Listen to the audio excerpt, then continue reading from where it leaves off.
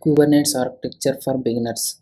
So Kubernetes architecture follows a master and worker node model consisting of a control plane, that is master node, and one or more worker nodes. I have taken the simple two worker nodes. So this is the complete overview or blueprint of the Kubernetes architecture. This is simple way I can explain.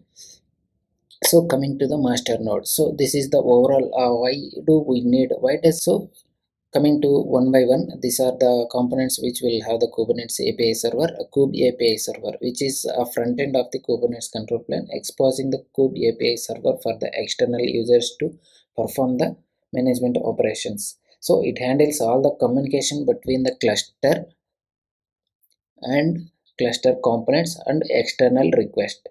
So via example from the kubectl command, whenever you apply this kubectl, so it is coming from the kube API server initially. Okay, then etcd.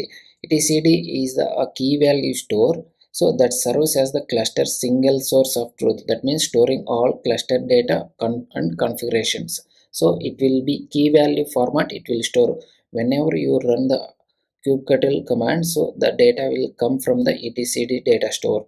Okay, then kube scheduler, so it is the scheduler job is to watches for the newly created pods with no assigned node. That means if there are no, if the newly created pod is there, so it will check the node availability and then placed on the node. Okay, node availability it will check and place the pods on that nodes. It is based on the resource requirements and policies and specifications. Okay, these are most important. And controller manager, so runs various controller process that regularly, I mean that regulate the cluster state. That means it will get the desired state if it is necessary. So which will include the node controller and replication controller here.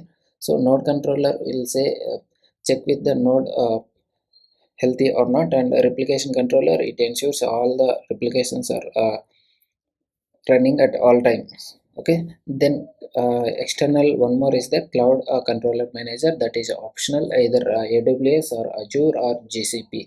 So now we will move on to the worker node.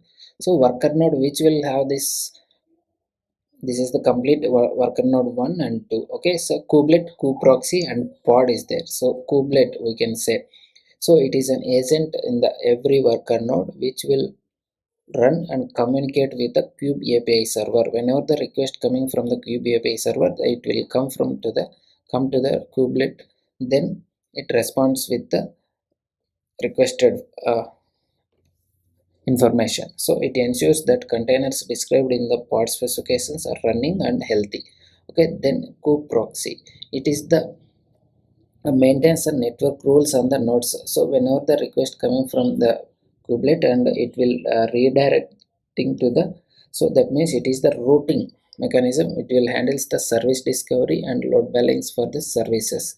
Then here is the pod. So inside the pod directly it will not create, so a runtime environment is there. So the container runtime engine we can say docker or rkt. So the software responsible for running the containers, example docker or containerd or crio, it pulls the container images from the docker hub and execute them within the pods. Okay, this is the pod. Then pods, so within these pods we have multiple containers.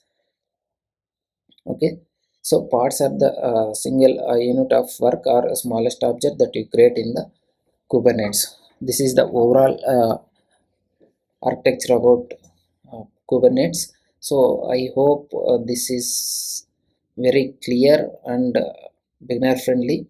So hit one like, and if you love this, and subscribe for more interesting topics. And I'm giving you the clear cut definitions, and I will post from now onwards the order wise, because of the users are requesting to make some order of the videos. So that's the plan for upcoming days. Okay, that's all for now.